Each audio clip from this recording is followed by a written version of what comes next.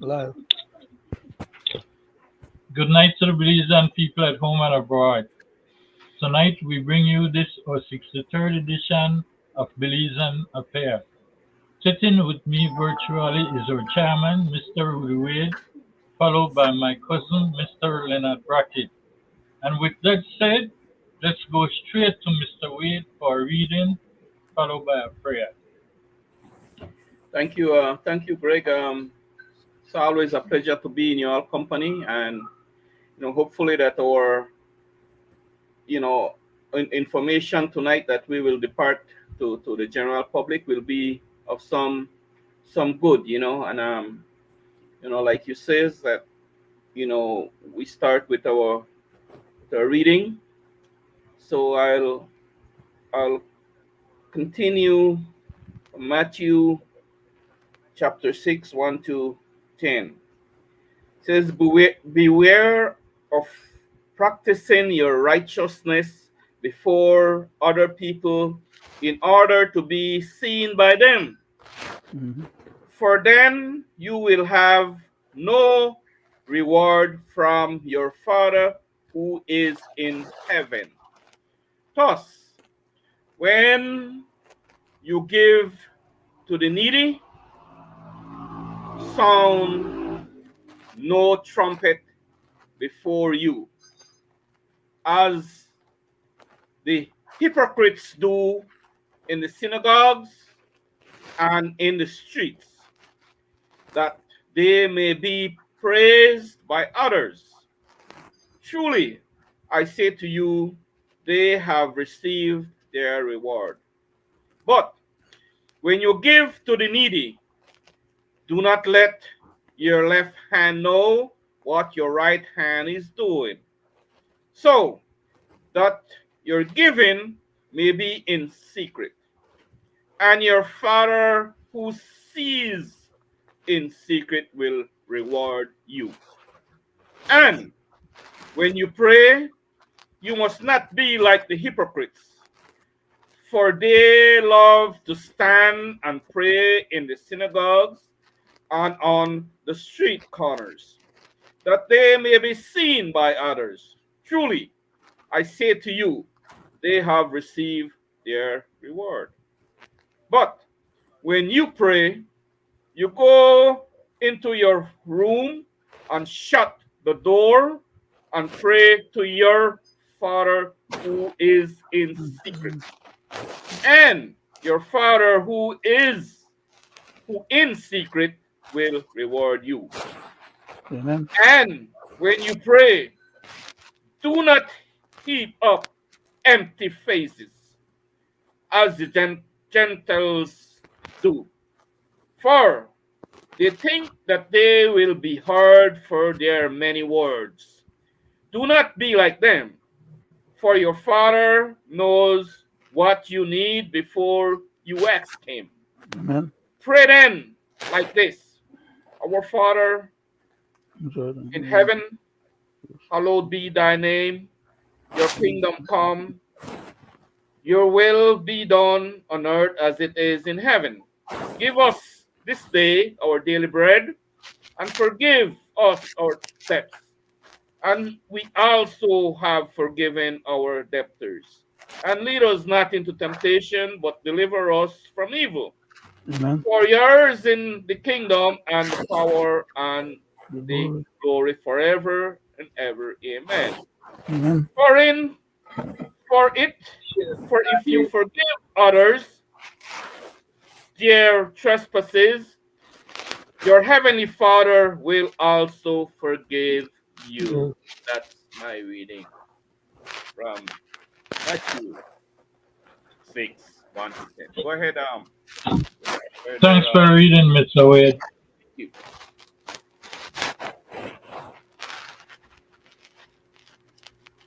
Hello.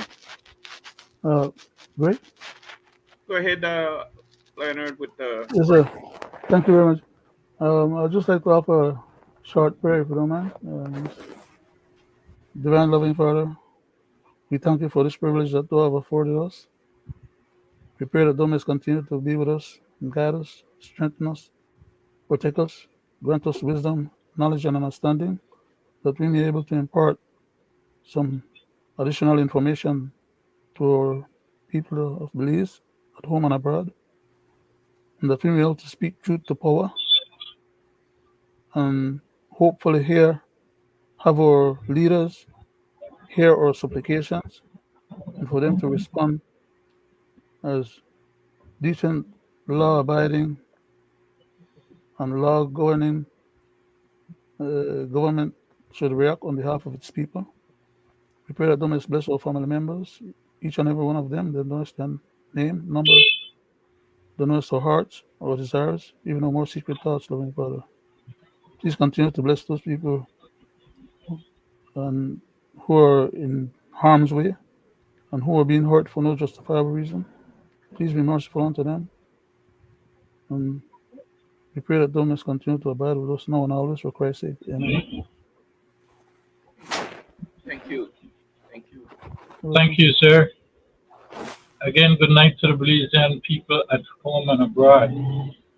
Presenting to you an aspiring candidate by playing a short video of my good friend who is running for the municipal election upcoming in 2024.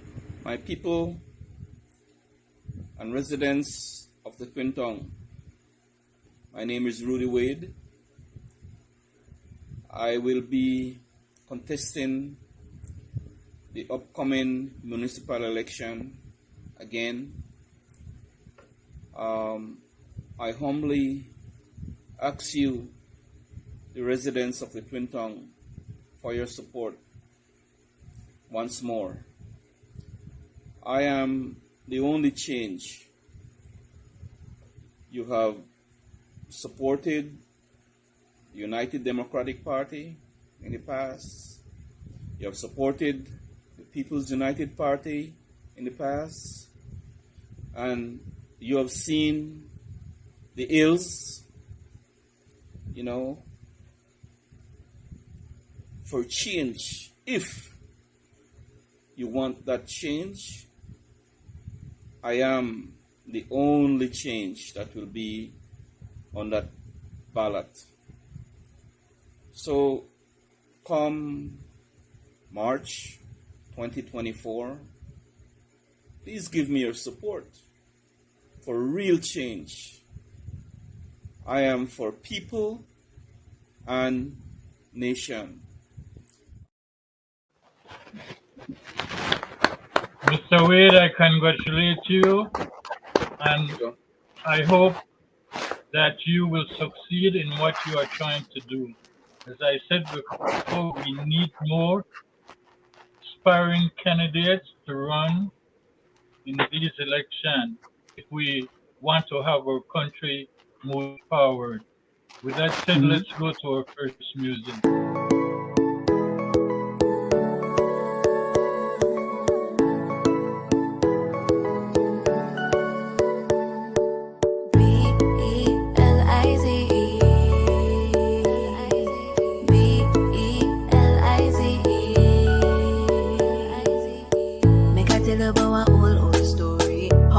Ancestors, them get glory. After war and fight for this land, today I feel proud to be Belizean. And every time I walk through the streets, I feel so blessed, so good and so free. And every time my foot touch the beach, I feel so at peace, thanking God for my country. And I don't know how it make you feel when the breeze such a fracas just start to do up, but I'm kinda living in a fantasy. It's the only place that I wanna be. My Belize, my homeland by the sea, beautiful with the trees and valleys, culture rich, we the one big family. All the way from the mountains to the keys, your vacation dream is home to me. Belize. Make I tell a little bit about my history. Home Belize was a British crown colony. By September 1981, we take back we country in our we hands. And every time I think about Belize, I feel so blessed, so good and so free. Place full of a diversity, we Creole got the culture asli la vie. And I don't know how it make you feel when the drums start knock, make you want to dig it up, but I'm kinda living in a fantasy. It's the only place that I wanna be. my Belize, my homeland by the sea, beautiful with the trees and valleys, culture rich with the one big family, all the way from the mountains to the keys. Your vacation dream is home to me. Belize,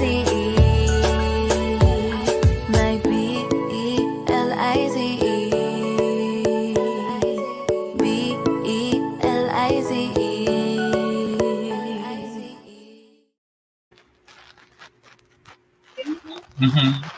Yeah. Good night again to the Belizean people at home and abroad. Mr. Wade, I welcome you aboard, and I'm proud of you, sir, for stepping forward to try to be elected as a new and upcoming aspiring candidate.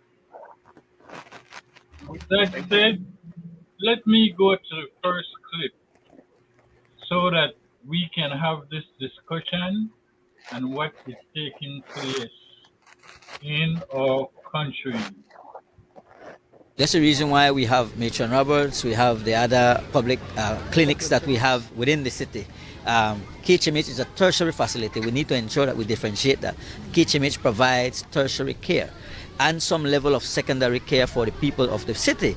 But its main purpose is to provide tertiary and higher level care for people who need to be referred to KHMH. The reason of this is that we are now making sure that the people in the city can access the Matron Roberts, can access the Cleopatra White and so forth to get the services.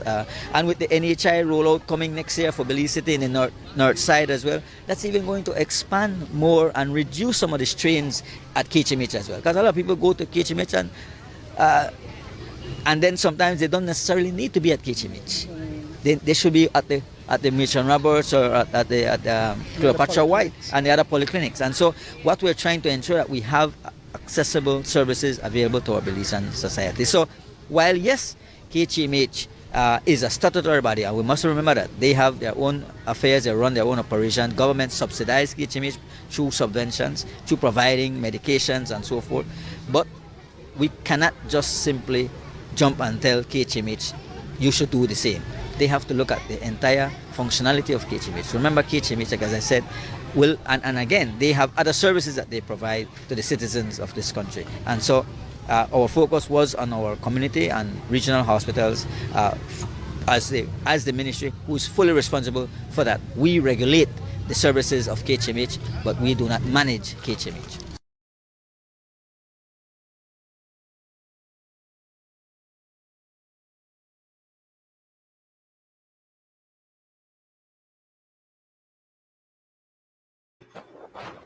So many you heard the clip. Is that true or false that the government has no dealing with KHMH? I go to you first, Mr. Brackett, followed by the chairman. Thank you very much, thank you, Mr. Chairman. In the first instance, I want to say that this gentleman apparently needs to be dispatched with haste by the Prime Minister. And I guess not only just the public might be wondering why I'm intimating such, but even you, gentlemen, as my co-host and co-panelists on this program, might be wondering why is it that I'm taking that as my first statement out of my mouth for tonight. I think this gentleman needs to be dispatched from this office with haste, and the Prime Minister needs to put people who are qualified to run these various portfolios that our government system requires to provide the services that we, the people of the country, are entitled to by virtue of our constitutional rights, by virtue of what is stipulated in the preamble of our Constitution. This gentleman appears not to have understood his assignment. And just as the Prime Minister intimated that Mr. Jarosowicz did not understood his assignment and therefore he considered the man's advice, legal advice that we pay for, as being irrelevant and unuseful to his cause, because he claimed that Mr. Jarosowicz did not understand his assignment. I would like to say here tonight on this particular program, by my own wording, not by anybody else's wording, not Mr. Wade, the chairman for tonight, nor Gregory, or engineer and co-host for tonight. This is a statement coming directly from me, Mr. Mr. Prime Minister. The wheel and came again when you decide to make Mr. Chabat move on because he was not competent and capable to handle the department. You gave this next gentleman an opportunity, and it appears very much so, based on his own statements as of tonight in this particular um, clip that you played just now, which is something that he had said a few days ago, and many other things that he had said before and done before, that he's not competent enough to be able to run this department, and our people are suffering severely because of his incompetence.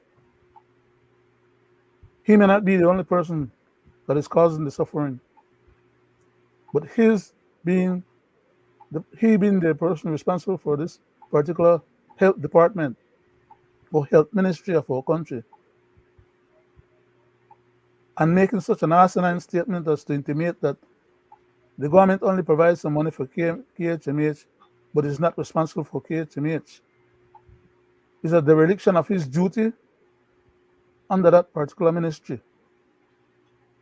I don't know if he's thinking of KHMH as in the same breath as the UHA, as the private hospitals, then that is running itself on its own, but that's what he's intimating. He definitely does not understand his assignment. In the first instance, he's trying to lie to the public, as most other PUP ministers apparently are in the habit of doing now, because they've seen that the Prime Minister is in the habit of doing that, and everybody is just jumping on the same bandwagon and pretending like, well, okay, the lies are good enough for the people, so let's just go ahead and lie to them at every step of the way. We're not as stupid and as ignorant and as docile anymore. The suffering that people have gone through have given them the opportunity to learn the hard way. So people are paying attention. When these gentlemen come out here and they make them kind of ludicrous statements there, and they show that they don't really understand the assignment or what their portfolio is supposed to be about, and they talk craziness about, oh, then just provide a little bit of money for the KHMH because it's a tertiary, whether it's a tertiary, a secondary, or whatever hospital, it is a public hospital. It belongs to the public. It comes under his ministry for management and control. I don't know what part of that he don't understand. Or maybe it's just to try dodge from. And I think maybe the reason why they're probably trying to put it like that is to say KHMH is not under the government portfolio, therefore, because it's been failing so often in the past, don't blame them now if it continues to fail. I think that's the fix. It's not too hard to figure it out. They don't want to be questioned and called on the carpet for their news. How the hell you want to claim that this hospital, whether it's a secondary or tertiary level hospital, is supposed to be on its own, and that's why apparently I come to him, Leonard, forgive people's bills to this hospital because this hospital needs to collect its bill from the poor people in Belize that can't afford the bill. And who rush to the hospital to get the services, even though they know they don't have the money to pay. And who then end up owe. And the same thing the other hospitals can do, or people in the other hospitals can do. And they end up owe the other hospitals. And the central government can forgive those hospitals, but they can't forgive the one that believes to it. And they hide behind the idea that, oh, well, this is a tertiary hospital, therefore it's on its own, and they have to run their own system, they have their own governance body, they have their own board of. All those people work for the government. It is all public hospitals. And yes, I will agree with him on one point that some of the services that KHMH is providing could quite well be provided at the polyclinic hospital clinic them. For example, when people want one shot, or when people want one It's only medical advice or medical help or whatever. You could go to these other places. That's what they're there for. And some people actually end up to go to the general hospital. That's how it used to be in the olden days. When the clinics they weren't staffed as they're supposed to be staffed now. But that doesn't mean that they could forgive the bills where other people rack up in at the other hospital, then, but they can't forgive the ones that people rack up in at KHMS. They're all under the same government aegis or control. They all get financed and supported by we own local tax funds. Another craziness too is that somehow or another, they feel that because they went ahead and made this agreement to get the money for the new hospital where they claim they want to build, that people where they suffer right now are supposed to suffer until a new hospital come on board to provide KHMH some assistance in terms of taking on some of the burden. When is that hospital ever going to be available? 3 to 5 years from today? Has the contract been let? Are they building already? Are they building on an expedited contract to speed up the process so that the hospital could get finished quicker? Do they have the equipment that the hospital will need? Do they have the medicines and the other things that the hospital will need? While people wait for that, you still need hospital services currently. So how come they are not providing then under the regular budgetary process, even if you normally get to a new hospital, they should still be providing the necessary means by which either a tertiary or secondary or whatever level hospital that is public hospital or publicly run should be financed and should be helped. Their subventions should be available to them to be able to meet the needs of the society.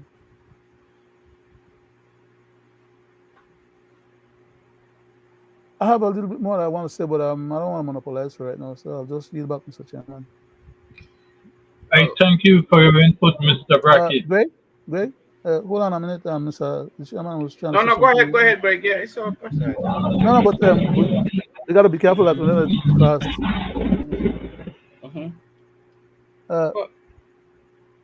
Go ahead. I'm yielding the floor. I yield the floor. Okay, all right. Greg, you wanted to play another clip there, or? I wanted to make a comment of what I'm about to do. As usual, whenever I do these shows, I speak specific and I draw specific points to prove the government wrong in what they do. After what my cousin said, and once we had asked the question, hearing from what the Minister of Health said, I can prove them wrong. If, as he stated, that was a true statement of fact, the government of Belize would have never went all the way to the House to get rid of that to Marvin Manzanero. So they can do what they want to do. And if they want to stop the people from paying, they can do that. Also, let's not forget that under the past Minister of Health, the accountant was terminated because he wanted to do what? Check every penny that was being paid out for any bill. So if that is not being run by the government and the claim is they have their own personnel, I don't believe that. Would never believe that. But Mr. Wade, which is why I said that the gentleman apparently doesn't understand his assignment, or he's incompetent, or he's trying to bamboozle us. Therefore, he needs to be dispatched from that department with haste. That department is too critical. Sorry about that, Mr. Chairman. Right. I'm great. Mr. Wade, you have been beating this dead horse, the real dead horse, for so long. You have mentioned it so many times, but this dead horse cannot come to life. I went because I have pain from my baby, but it's not the date soon for make it born. So when I reach, I made hear the nurses say that we need to carry our tape for make when they put you the injection, make you they put you tape, right? But I was thinking that they were just playing with that. But when today they tell me that I will go home, and the nurse tell me if I bring my tape, I tell her which tape, the bandage, and you need to put the tape. They say because we will take out the thing that they put you for the injection, and you need to put your tape. I tell her no, and I tell my husband, I may hear it, but I never believe it. And then she tell me we nurses we don't have no more tape now, so you need to buy your tape. So when you come back for labor, you need to bring your tape. And I was like, I tell my husband, what if I don't have money for buy my tip? Like last night, I need to buy my pills for my pressure, for my Tylenol, and I was like, I never know about that. That I made hear they say that they will give the about they were talking about the fees that they will not charge, but now they says that you need to carry your things like that. So after they told you that and you never have your tape, what did you do?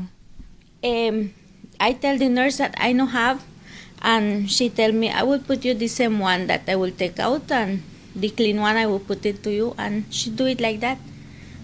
So she found the tape. No, it's the same tape that they gave me from the day I reached. They used the same one. So she cut the one that was like dirty, and she put. And the Tylenol. So you tried to buy Tylenol? Yes, I buy. Last night I buy one medicine. They give me one, Tylenol and medicine that they give me, and my husband only could buy one. That's from the pharmacy at the hospital? No, we buy it right here with De La Fuente Pharmacy. So they didn't have any more? No, they don't have, and they say we need to buy it because like I may had headache, and I really need it. So my husband, they asked two, but my husband only buy one, and pills for pressure. For me, I tell my husband we not rich, but sometimes he do his work, and we have wali money, right? And I tell him, what if we no got the money? How we will do it? Imagine those people that they don't have money, and they go to the hospital because they say that right there they could get, and what if they no got the money for buy it?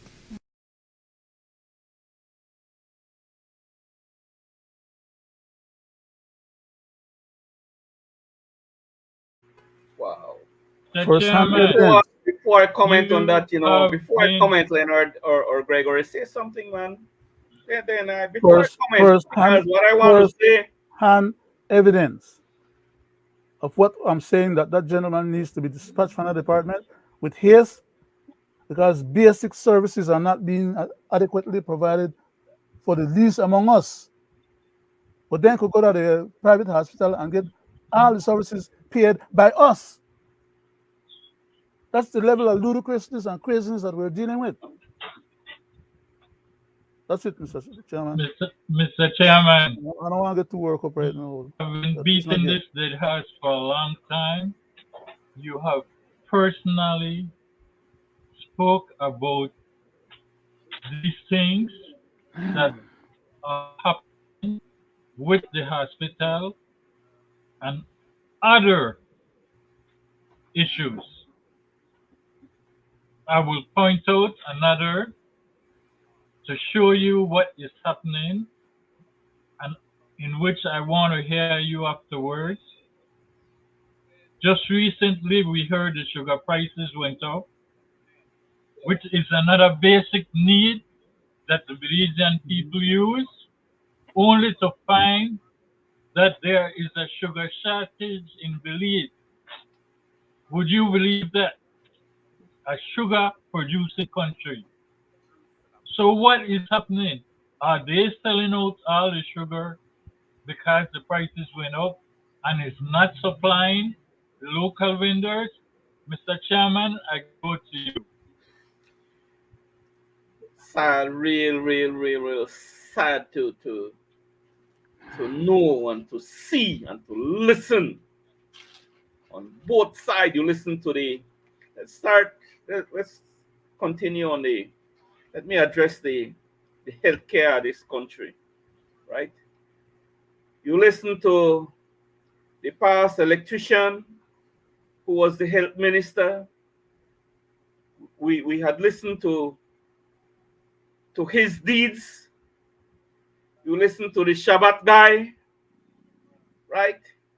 Now you're listening to this health minister now. What has changed? Nothing. What has changed, my people? Nothing.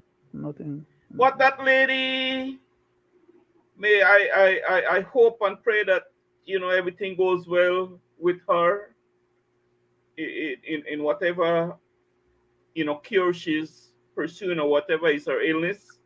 I hope and pray that everything goes well with the grace of God with her.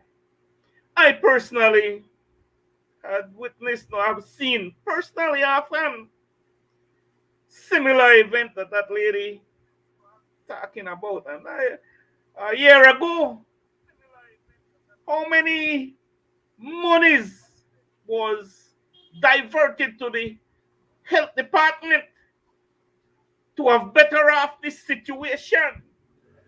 How many lies have they come publicly to the nation and the world to say that everything is okay? And at one point, oh yeah, the ship where they bring the medication, something happened to it out here and we park out here and that's why we have this shortage of medication about a year ago. Well, not too long ago, right? And everything lately now is good because the health minister come and say, yes, all the hospitals are properly equipped, right? Medication to no end, right? No, Mr. Minister and Mr. Briceño government, Mr. Prime Minister, People's United Party government, past and present, is this lady telling any lie? Does she have any reason to lie? Did I, in the past, after so many came forward publicly, was I lying and am I still lying? Man, need to fix the public hospital where poor people use, man. Right? Carl Hushner has been furnished and run by the taxpayers' money. Not by Mr. Bernard, the health minister money, or the PUP money, or the UDP money. No, so why it's so hard to put the money where it belongs? People are punishing, people are dying in record numbers that shouldn't happen. Things are happening in these public hospitals that shouldn't happen. People's lives, we're talking about people here. We don't talk about dog, cat, or you're talking about animal. We're not talking about. We're talking about people, man. Why don't you guys have a heart, man? Once when you get elected, right? When you get all the money and the will to shop anywhere for your hospital needs, for your emergencies, for your medical needs. You don't use the public hospital like where poor people use, man. So what is the problem? Carl Hushner, unlike all the other hospitals, public hospitals in the country, is lacking of basic equipment and medication. I'm talking basic, right? Like your blood pressure medication, your diabetes medication, your Tylenol, you hear the lady? Your pain medication, you hear the lady? Right? Man, these things are really, these are the things that very upsetting for us here on this panel. Because, like I say, we are about people, a nation, right? When will we see the Kalhushna being properly equipped, man? Right? I'm appealing. People go in there for a CT scan or any specialty service. They got to go to a private entity to get this service and get the result, and then go back to Kalhushna or go back to the public hospital so the doctor could read the result. Why all of that? So simple, man. That $96 million, because that $96 million, Mr. Briseño, that you says you solicit, the beg for somebody to come and build a tertiary hospital in Belmopan. Take some of that money, man. Or better yet, why not just beg them to equip the Kalhushna for you, man? Right? And then you could still stay with the $96 million and squander it any kind of way you want to abuse it. Right? Because we know darn well that $96 million is not going where it should go. Period. So, and the end result will show you. I might still be around. And we'll see the end result of that $96 million. Equip the public hospitals, because poor people are in dire need of better service. They're in dire need of medication, man. Aren't you guys ashamed of yourself? Not even ambulance, buy. Every one of them is given, donated. Huh? Donated. So, what is the problem, man? Please, instead I go beg for other things that really not important in terms of that cruise industry and that port and all that, man, go beg for some well needed equipment for the hospitals in this country. And I keep repeating, and it's not the first time I'm saying this. Like I say, I've personally encountered the ills of this health system. And let me just say this. I know that better could be done. I have worked in some of the best hospitals in the US. Right? For you, Mr. Health Minister. Yes, I have a license in nursing. I don't know what you got. Right? I don't know. License, not from this country. Right? I went to school. Right? So I know the basic needs. And I know the basic necessities that a hospital should have. Not shall or may, should have. I don't know if you know anything about, the medical profession. I don't know what kind of experience you have. But I'm telling you, man, you are doing a poor job, okay? And again, Gregory, I want to thank you. Thank you for, showing to the nation and the world what people are really going through in this country, man. Right? And real. This is not about politics, because I'm not a UDP nor a PUP. Right? So don't send me away the top because I either want a UDP or a P. No. I'm a very independent Belizean. So don't label me that way. And I'm talking on behalf of my people and nation. Amen. So that's what I got to say on that issue there, Gregory, right? And Leonard. I don't know if you want to. So, Chairman, can I chip in one little? Go ahead. Now, take into consideration all of us here on the panel, as well as the people listening to us now, and those who will be listening later on or afterwards. That young lady is just one of many dozens upon dozens upon dozens and probably hundreds of people who are going through that kind of similar experience, not only at that particular hospital, but many other hospitals and clinics. It's an endemic problem in our country.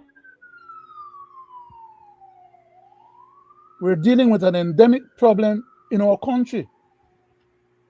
And So past sad, man. and present ministers of health have not dealt with their department as if they really understand the assignment. So, Mr. Prime Minister, why don't you get on the ball and give us a better Minister of Health? Find somebody who you know as a minimum. According to new law one of the describing what the other day, they said that what the gentleman from Toledo West, Toledo West, Mr. Mr. Rikena, Rikena. he was reading in the House the bill that says that they want to give the people the different villages them and the different towns and cities the power to decide who will operate any kind of business in their area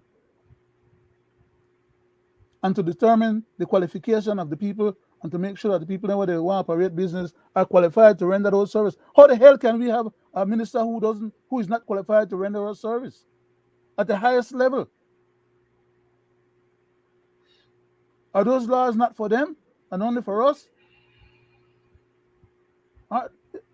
Do people understand why is it that when I use the term or the phrase or the words them jackals and hyenas and vultures and vampires, what the hell I'm talking about?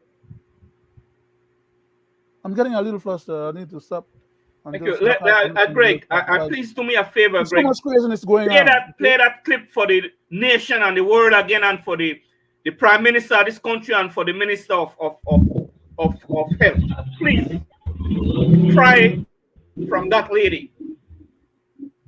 I went because I have pain from my baby, but it's not the date soon for make it born. So when I reach, I made hear the nurses say that we need to carry our tape for make when they put you the injection, they put you tape, right? But I was thinking that they were just playing with that. But when today they tell me that I will go home, and the nurse tell me if I bring my tape, I tell her which tape, the bandage, and you need to put the tape. They say because we will take out the thing that they put you for the injection, and you need to put your tape. I tell her no, and I tell my husband, I may hear it, but I never believe it. And then she tell me, we nurses, we don't have no more tape now, so you need to buy your tape. So when you come back for labor, you need to bring your tape. And I was like, I tell my husband, what if I don't have money for buy my tape? Like last night, I need to buy my pills for my pressure, for my Tylenol. And I was like, I never know about that. I made hear they say that they will give they were talking about the fees that they will not charge. But now they says that you need to carry your things like that. So after they told you that and you never have your tape, what did you do? I tell the nurse that I don't have, and she tell me I will put you the same one that I will take out, and the clean one I will put it to you, and she do it like that. Mm-hmm. So she found the tape. No, it's the same tape that they gave me from the day I reached. They used the same one. So she cut the one that was like dirty, and she put. And the Tylenol. So you tried to buy Tylenol? Yes, I buy. Last night I buy one medicine. They give me one Tylenol and medicine that they give me, and my husband only could buy one. That's from the pharmacy at the hospital? No, we buy it right here with De La Fuente Pharmacy. So they didn't have any more? No, they don't have, and they say we need to buy it because like I may had headache, and I really need it. So my husband, they asked two, but my husband only buy one, and pills for pressure. For me, I tell my husband we not rich, but sometimes he do his work and we have only money, right? And I tell him, what if we no got the money? How we will do it? Imagine those people that they don't have money, and they go to the hospital because they say that right there they could get, and what if they no got the money for buy it?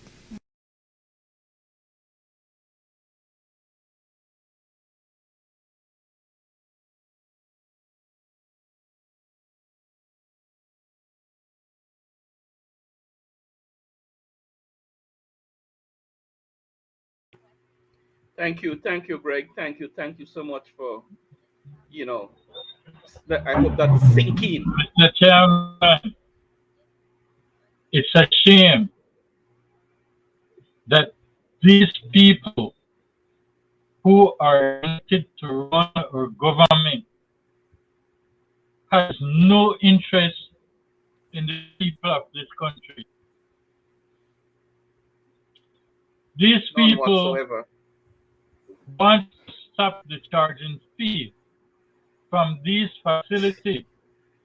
Imagine these fees that they have been collecting for so long could have bought a CT scan machine, could have paid for the necessary medication that these hospitals need. I have said it before, but this government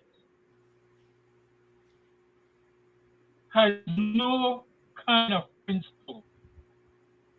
As you can see, I once mentioned they will go after the private people's money in the social security to help them fix a courthouse that they, the government, should do as part of national security to bring peace and harmony in the community.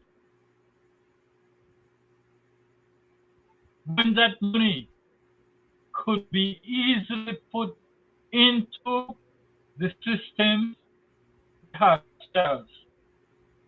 And just imagine how much people has passed and has no one to collect their social security money. Those monies could have went in to the hospital system to help these same people, but they are not bent on doing that. And that is why we have to bring, as Calypso said in our first segment of our show, Greg? fire in the lead.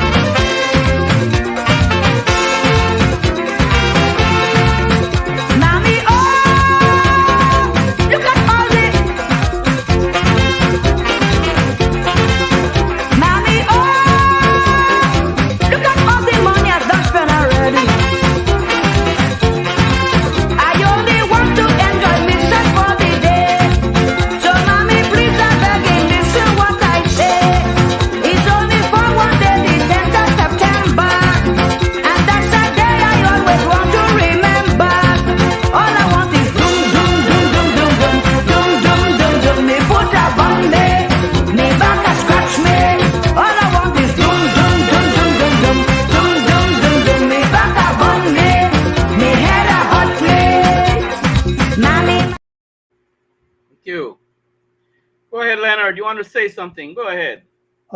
Yes. Uh, I'm sorry that I didn't get to say it Well, for before the that break. No, and commercial. then Okay, yeah. but it ties into exactly what was being said previously, and that is that how can the government not find the money, even if they have to borrow it, to give people basic health care in the country? That's a matter of life and death, like you said. Then they play with people's lives. Mr. Chairman, you said it clearly. And it's not because they don't understand it and that we have to say it for them to hear somebody say it or for them to become aware of those realities. The bottom line is that these guys are so crazy to the point that they can afford to give their friends and cronies and whoever they want tax breaks in the multi-millions of dollars, as if they can't give them tax break in a few millions and keep some of the millions there to give with the service what we need as a country and pay for the bills. How they can see that or understand that, I don't know. It baffles me. But I think we are getting to that a little further on. And then not only that, but then they want to take the social security money instead of borrow some money from social security. Then if they don't have it, just like how they could borrow, if they will build buildings to make other private people get the profit out of the thing, do it so that the public will get the benefit out of it. I mean, they can't think on other levels, but there are a bunch of scams, like I said. Okay, they're only thinking about themselves, and they could come back in their side pocket or their fabs, or maybe their back pocket. But I'll leave that for right now because I'm hoping that at some point we are just I some of those other agree with issues. you guys. I agree with you guys, and Mr. Chairman, you're 100% right. Because this government and past government have never used the taxpayers' money to buy ambulances. They have never buy fire trucks. Fire trucks go to the fire and can't pump the water and people getting injured. All they have been doing is taking the people's private fund to finance their agenda, misusing the money that could go into health care to help people. And I will prove it with this clip so the people can see it. The total cost of the project is somewhere around 54 million Belize dollars and is expected that it will be financed 25% equity or share capital and 75% debt that we expect to borrow locally from institutional investors in large part. The project uses a BOLT model, build, own, lease, and transfer model, where the entity Public Administration Campus Limited will be responsible for engineering, procurement, construction of the building. They would also own and operate the building for the concession period, which is expected to be around 30 years. And thereafter, at the end of the period, it will be transferred to the government of Belize as a public asset. So the public-private partnership, or PPP, seeks to use or leverage the experience and efficiency of the private sector to create public assets. These are government buildings and government assets that will be created through the equity investment and the debt financing. It provides opportunities for providers of capital to generate rates of return appropriate to the risks that they take. It will be secured by lease agreements where the government will lease the office space during the time of the PPP agreement, and thereafter, at the end, as I mentioned, turn back over the assets to government of Belize. The Public Administration Campus Limited entity will be responsible for managing the procurement and project management of this project. They will be responsible through open tender to select an engineering, procurement, and construction company or group of companies. Go there with that. Now you heard it for Go there with that. yourself. This Okay, is guys. what the government is good at. But now, I want the people at home and abroad to look at this clip. And I want you, the public, to answer this question for yourself. If this clip that I'm about to play is telling the truth of Before you what go there, of what hold on of what we have been speaking about on this show. yes, I but Greg, want the I want to public at address something that home is on the and previous clip. I want to address something that's on the previous clip. Go I ahead. want to say go that ahead. why is it that public money, Belize government money, and Belize workers' money from Social Security has to be put in the pocket of privateers for them to dead weighs on and use as a basis for them to be able to get other investors' money involved? Why can't the government do it on their own? Or why can't the government make other private people come in with their own money and do that on their own and make them their own thing? Why we have to facilitate all the time somebody who want to get only something on the back end underneath the table? Because that's what this is all about at the end of the day. And the so-called entity when I run it, the people preferred special people, like they always call themselves, when they receive high salaries for decades to come. They will end up they own or control and get out of the process $140 million for themselves. Why can't that $140 million end up in the government coffers as the government profit? They help sponsor the government. That's what a responsible government would do. Not this kind of backhanded shenanigans where they rip off the public treasury. Just make me mad, man. Go ahead. Go ahead, But Greg. Mr. Brackett, those money should end up within Social Security to let them have enough money to pay these sick people. They should be getting the highest percentage. But you know why that cannot happen? Because our government Man. are too busy doing other things like this. Certainly, I believe that the Bolido slash lottery was a sweetheart deal, and everybody could have predicted who would have gotten that contract in 2020. And as we've been going through that agreement, we've noticed that the government and the people of Belize are foregoing millions of dollars in taxes. And it is not right for a small group of people to be able to get away with that. We're estimating at the 12.5% tax, which is what everybody is paying. We would be able to collect an additional $6 million. In 10 years, we gave up $60 million to Brads and to other people that are closely connected to the former Prime Minister. You question why is it that the former Prime Minister is defending this case, and why is it that his son Anwar Barrow is paying so much attention to this case that he logged on to the first hearing of that case. So we know that we're doing the right thing. We believe that everybody should pay some of their taxes, because with the taxes we help our young people, education, health, fighting COVID, investing in Belize. So we believe we're convinced that we're doing the right thing.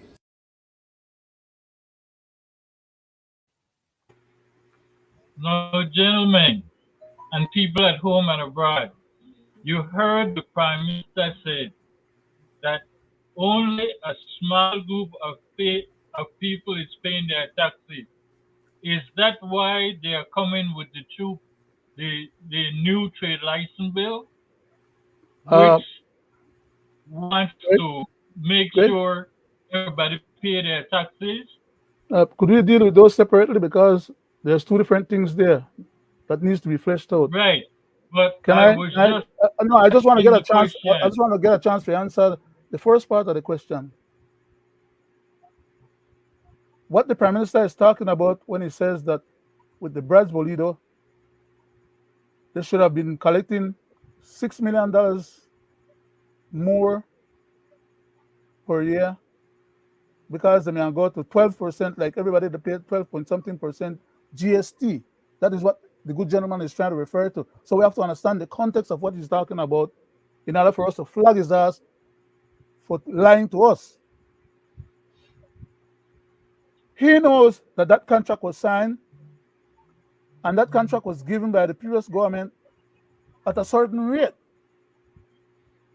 which is less than the amount that he is talking about for the GST at 12 point whatever percent. And he's stipulating and saying to the public that because we never collected at the higher rate of 12 point whatever percent, we missed out on $6 million per year. And if you do that for 10 years, that's $60 million. You basically want miss out. Or that 10 years or 5, I don't remember. Anyhow, but the bottom line is that he is conflating and running an imaginary game with people's mind instead of deal with the facts as they are. Because just like how he went to the house, went to cabinet to try and get cabinet to allow him to give these people from Puerto Rico free taxes, not 12% tax, not half of that, not what Puerto Rico was paying. At least Puerto Rico was paying some tax. He was coming to try and give these guys hundreds of millions of dollars free tax, while he's complaining about $6 million tax from Puerto Rico as a special group of people benefiting out of Puerto Rico. He's not saying that only Puerto Rico as a small group was paying tax and everybody else need to pay a tax. We need to be careful that we don't get caught up into that, because that is not what he's stipulating. He is stipulating that Brads was paying less tax than the average person out on the street. When they go buy, they have to pay 12 point something percent GST. And therefore, the government should have been collecting the same rate of tax from Brads. And that is where he's making his conflation, that because the government was collecting at a lower rate and not at the higher rate, then we, the government or the people of Belize, was losing out that extra $60 million. And he's saying that somebody else was being treated specially to get a preferential break on the taxes. So why the hell is he, if he know that and understand that much, being the Minister of Finance, why the hell he won't come to cabinet, can try gangster for we ministry, for we government, and for we cabinet, and for we House of Representatives? We don't think women and give hundreds of millions of dollars tax free to him bodies them. While he is a part of that same organization, by the way, as I keep trying to tell him. That's the reason why he's putting the whole of we government under subjugation to bring about that dastardly agreement. And he's going to come back with it again, as I told you. All he's doing right now is buying himself some time, pretending like they're taking the time to rework the thing, and they're going to come back with a new so-called new agreement, but with the same issues, except modified slightly. But at the end of the day, they'll come back and they're still giving people millions of dollars tax break. Why don't they hate he collect them tax there or demand that them people pay their fair share, just like how he was demanding from Puerto Rico and took away Puerto Rico contract? Is he going to go back and take away these people their contract too? After he don't go award it to them? No. That's why they are vultures. They talk like they got sense, but they don't act like they got sense. And then think all the way around. Go ahead, sir. I thank you for your input, but I will not even take it that far to prove what is happening. I play that clip to show the people at home and abroad that is listening what the Prime Minister said about only some people paying tax. Everybody in every country knows that taxes is what run a country. So if your thing is to have people stop paying at hospital, the important money, how do you intend to get ahead? By taking it away from them through a new trade license bill? People at home and abroad, I'm going to play a clip. And I want you to listen to it. And I want you to think for yourself if this clip is true or false. Because, as I said, these people, they're telling themselves, they present it to the public, and they never do it. So you speak on it for yourself. For 3 full years, Briceño and his PUP government have punished Belizeans, taking away our food pantry, cutting school feeding programs, slashing all social safety net programs. Cost of living has gone through the roof with the oppressive taxes they're extracting from us at the fuel pump.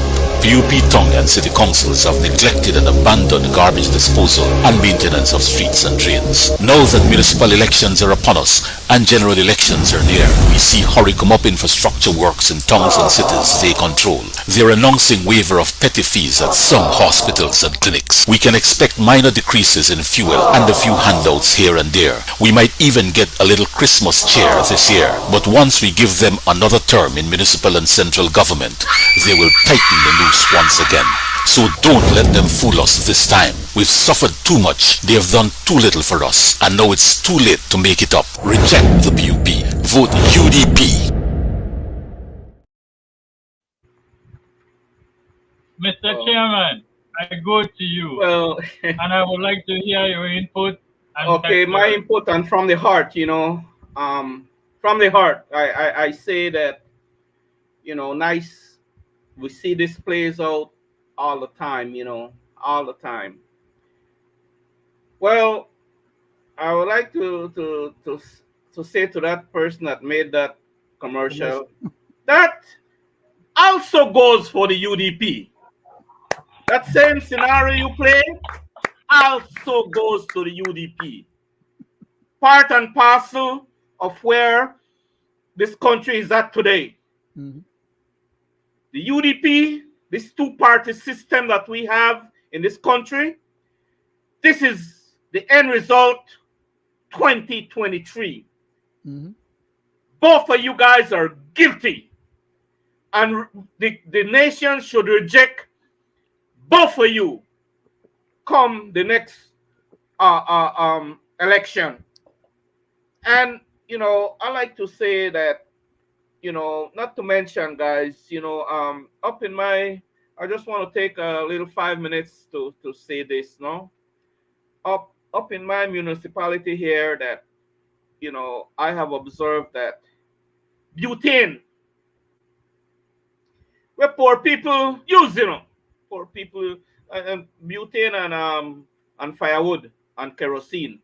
Then are the main ingredients for poor people. Now, because the rich people use electric stove, guys, electric stove, right? So anyway, I am an advocate for the poor and less fortunate poor people.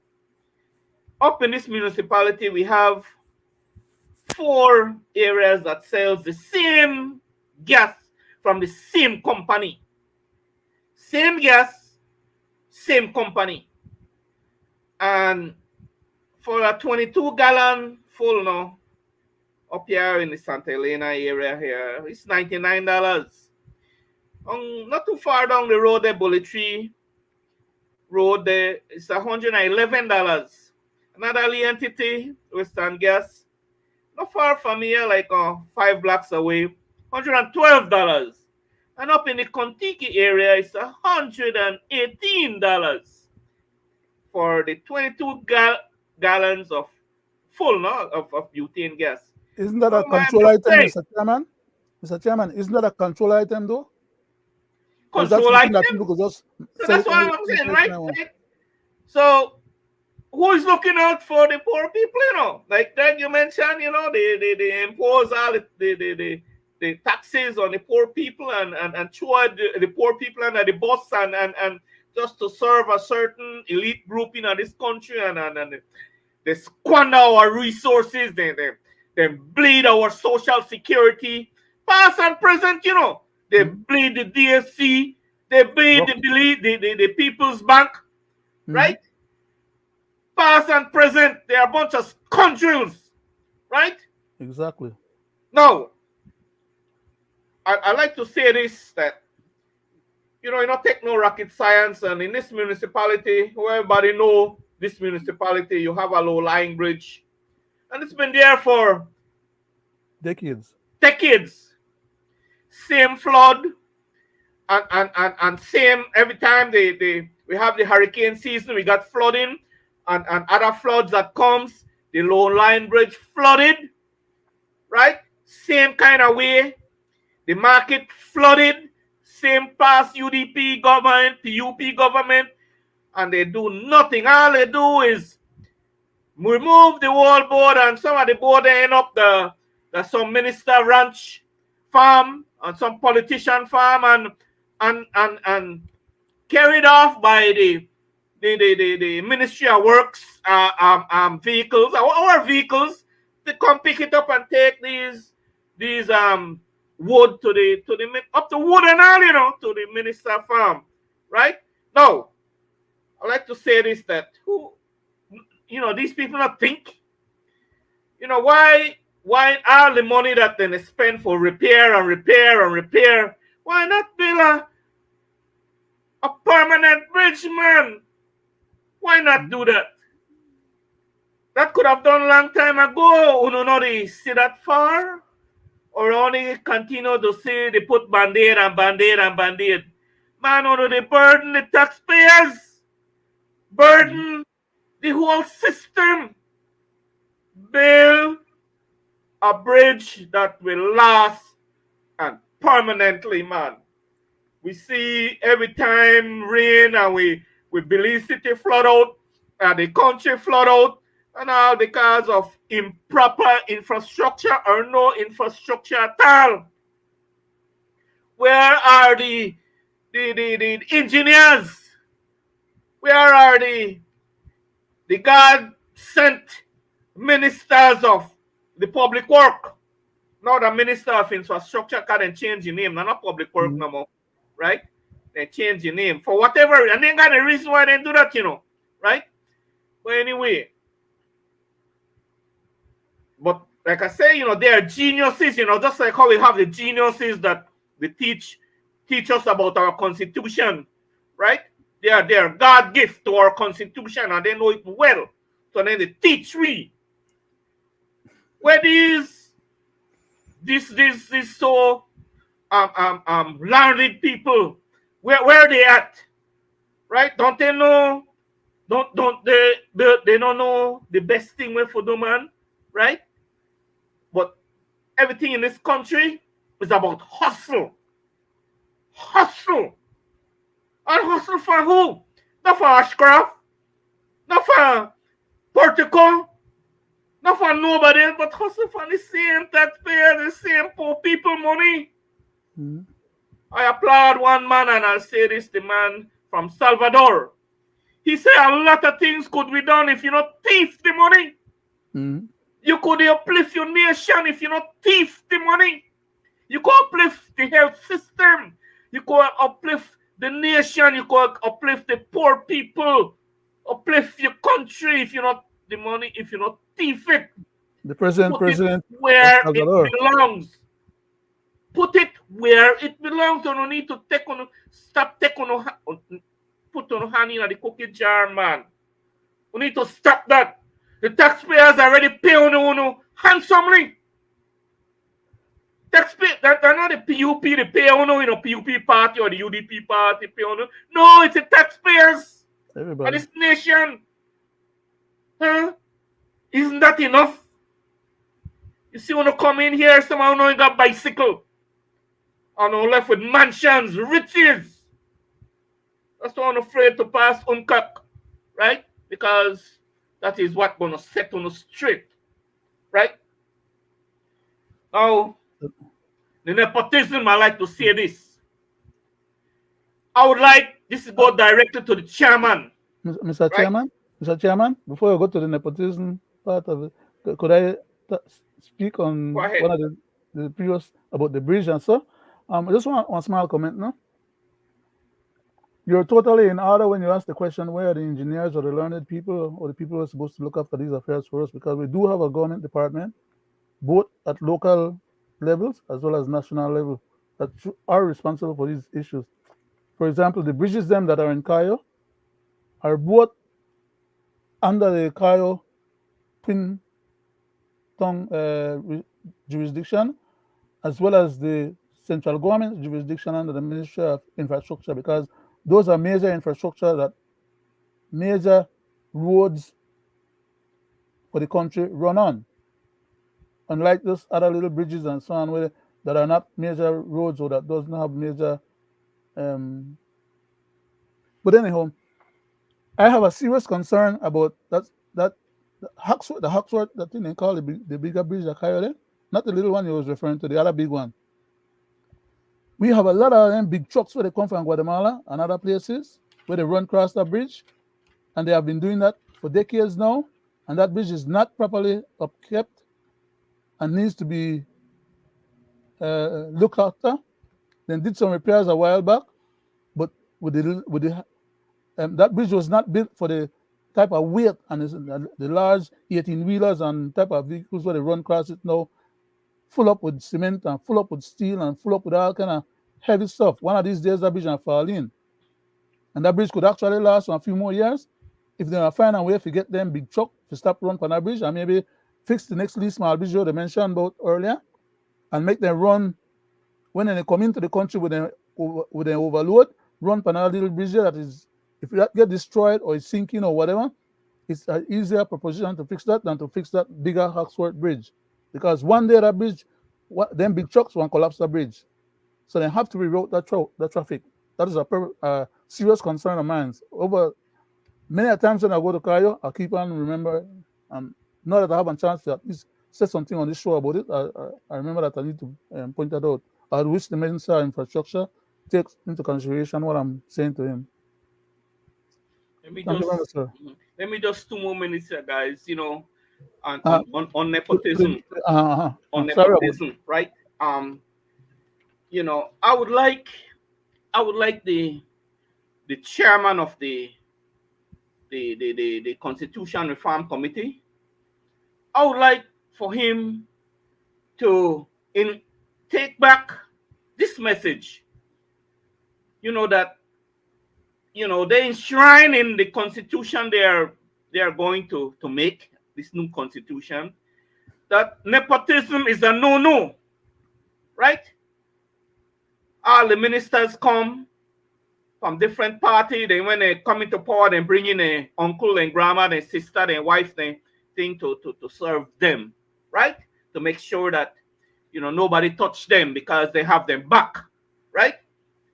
Now it's plain and simple. Put enshrine in the Constitution that will cease and desist, right? Because as we speak, it's happening, right? As we speak, it's happening. Mm-hmm. And you mentioned something, that really, you offend me. The word common man in your last Rolling Creek meeting, right? Talk about, yes, the young man was just a common man. Mr. Chanona? Right? Yes. That really is so not chairman nice. Chairman of the PCC. Yes. That really is so not nice, right? So, I'd like to say it publicly, right? That I think he should apologize for that word he used, or maybe explain to the nation why he said that, and in the reason why he said that word common man. But in the end, guys, real life, for the poor and less fortunate in this country, real life we really talk about. Mr. Chairman, you forget that the Minister of Police, Home Affairs, use the same phrase, not the same words, but the same phrase about exactly. The preferred people that needs to get protected for the common people or the common man. Because when the common man commits a crime against a common man, it's just a common offense. Yeah. But when he commits that same common offense against a person of privilege, yes, he's supposed to be considered to be a more serious crime, and therefore he want to change the law so that they could charge them people with 3 years minimum. So, yes, so through this medium here, guys, I call on the government, to take a hard look on infrastructure in these towns and villages, man, and in the city. I mean infrastructure in the real name, infrastructure, right? Not Mickey Mouse infrastructure, right? So that we could have a healthy and sane nation. And then in the end, like I say, real life, for the poor and less fortunate, and a common man like Mr. Chanona mentioned, like what Chairman mentioned, right? They need to be more active in attending to the affairs of this country and the affairs of the poor and less fortunate, and start doing right by people, right? Because they are doing a very poor job, right, in attending to the well-being and the healthiness of this nation, right? They're doing a very poor job. So I will say this, that we call on them to do right. Well, Mr. Chairman, So, then they make laws now to say that we can't call on them. We can't ask them to do nothing. We can't criticize them. We can't expose none of what they do. yeah. We can't make them look bad or feel bad, because if their feelings get hurt, they want to charge you for offending them. So so Greg, we have 9 more minutes, so go ahead, Greg. Mr. Chairman, I thank you for your comment, and I can assure you that the public at home and abroad has listened to you very loudly and what you have said. But I would like to input this. Elections are coming up. Municipal is due. We have yet to get redistricting finished. And we are in constitution reform. Now imagine, I hope the input in the constitution reform, past and present government don't use taxpayers' money to buy votes. That if they do, they can go to jail. Even if they use their own money, they could go to jail right now. I want them also to enforce using office for white-collar crimes, which is very important, and the disclosure of assets before you run for politics. They need to enforce the disclosure of assets before you run for politics, so we the people can know your status when it comes to that. Go ahead, Len. Go ahead, Leonard. We have current laws and regulations that require those reports. As a matter of fact, but they are not being enforced. They are not being enforced. And most of that's the problem. We need to have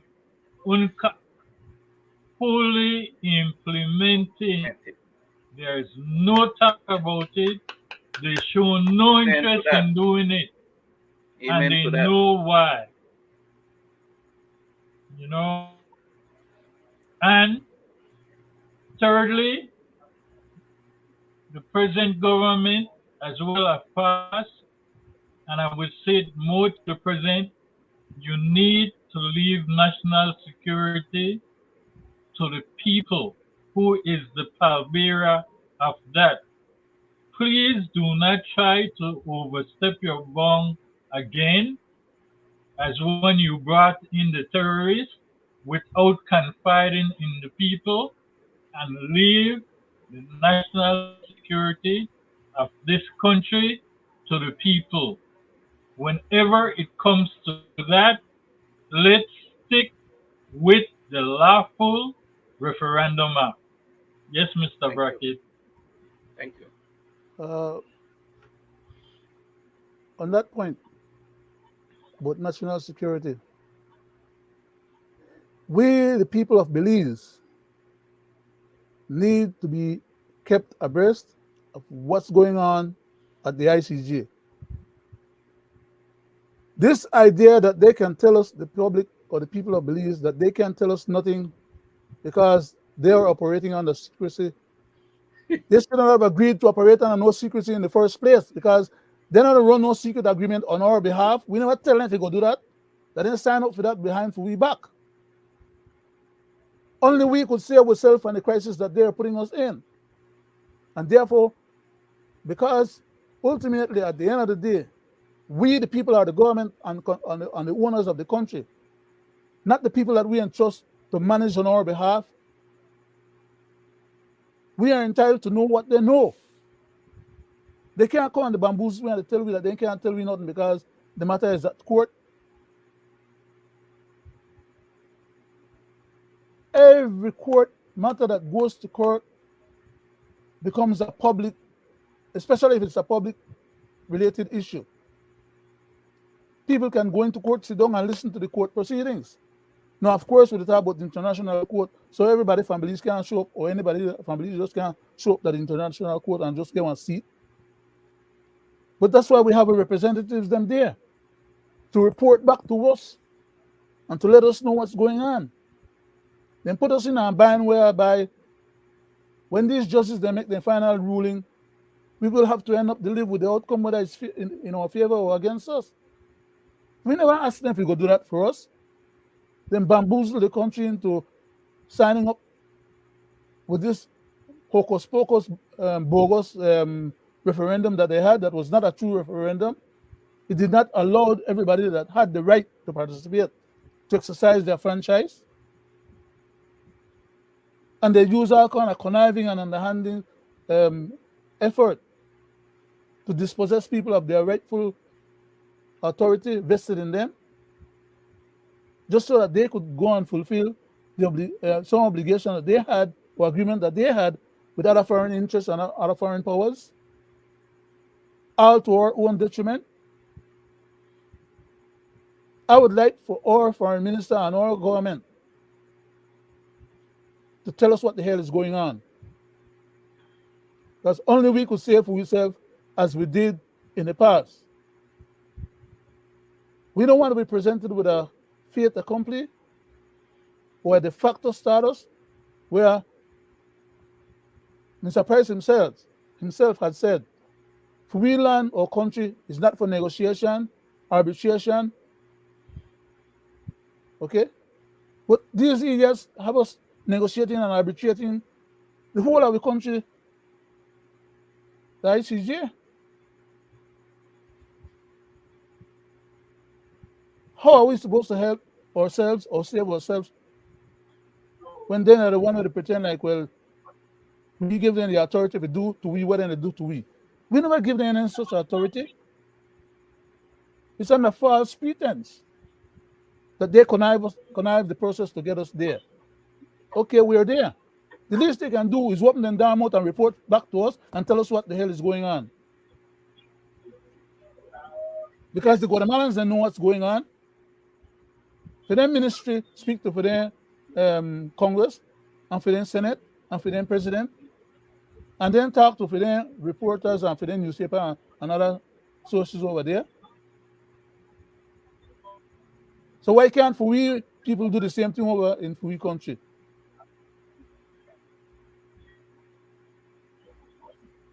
I would like to thank you, Leonard. Yeah, I would like to take this last minute here and to say this, right?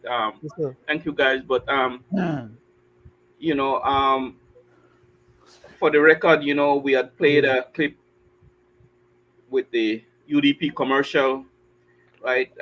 For the record that they didn't ask me to play that. We are not, right? We played that for a reason because we are showing the nation that they are in election mode.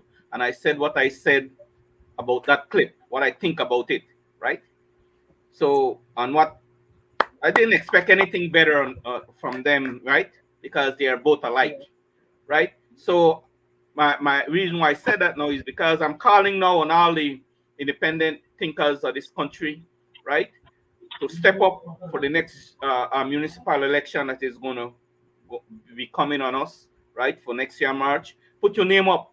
All you independent thinkers that, you know, has no ties to, because if you have ties to PUP or UDP, better you go and support them, right? Because they are the same stuff, so better you support them, right? But if you're, you know, you don't have their values and their thinking and their, you know, their constitution and their mandate, you know, you're independent thinkers, and you have country and people at heart, put your name up. This is the time now. Because I'm telling you, people are tired of these two systems that we have, right? 2023, see where we at, right? See where we at. Don't you think that we should have had better of all the monies and grants and loans that we went through? Should have had better by now, right? Do they have any intention of making this country better? No. For the Belizean people? No. Make it better for themselves, yes. And it's a repetitious cycle. Repetitious. Mr. Chairman, So, a small comment. call on you, I won't take up independent much of your time thinkers. because I Put your know name up. we're out of time now. So, Yes. so I won't take up much of your time. I'll give you back the time right now. I just want to say this one little thing. Why is it that these people are so facey? When I say facey, I mean like when I say Belizean faciness. If you come to we house and propose one loan on behalf of the fisher folks, them,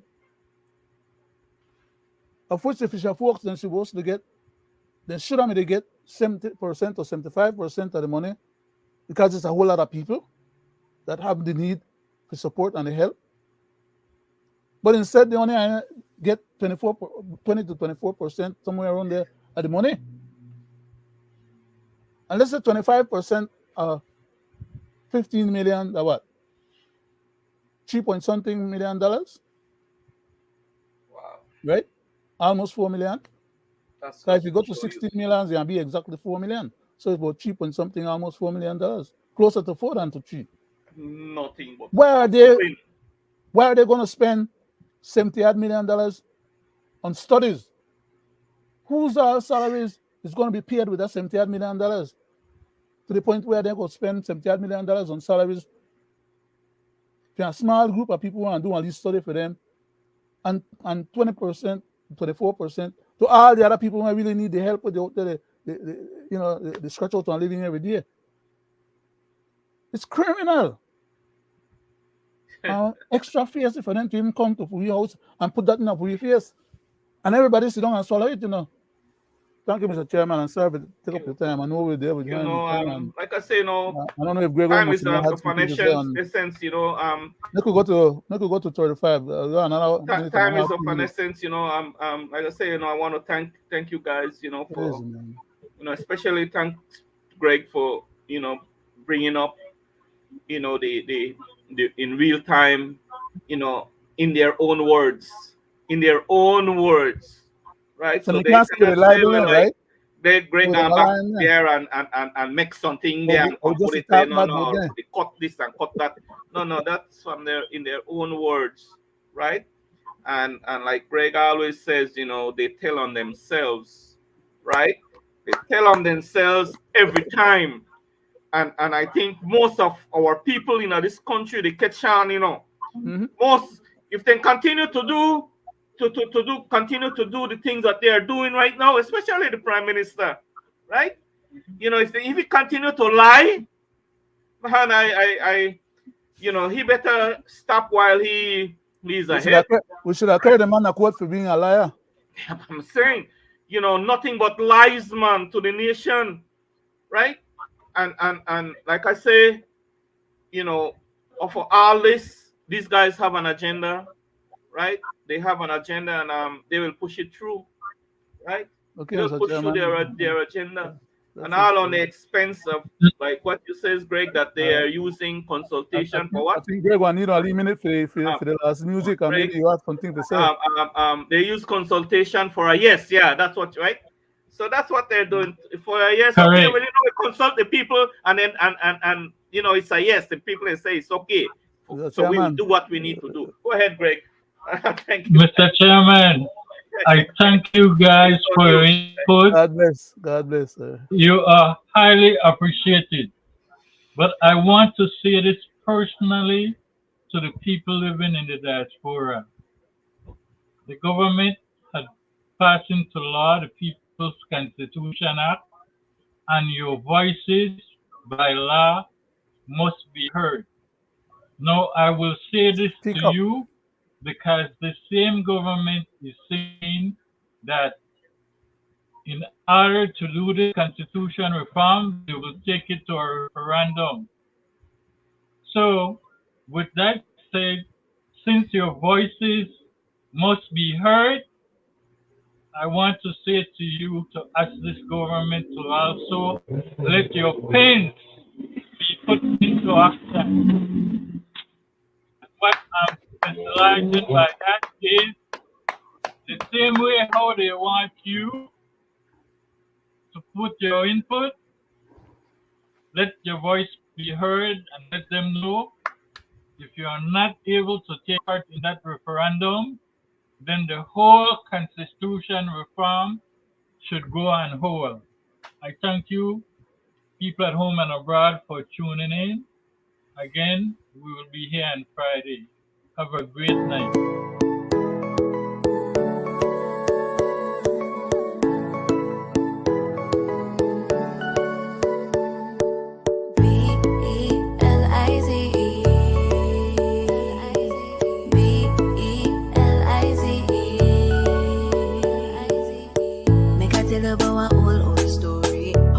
Ancestors, them get glory. After war and fight for this land, today I feel proud to be Belizean.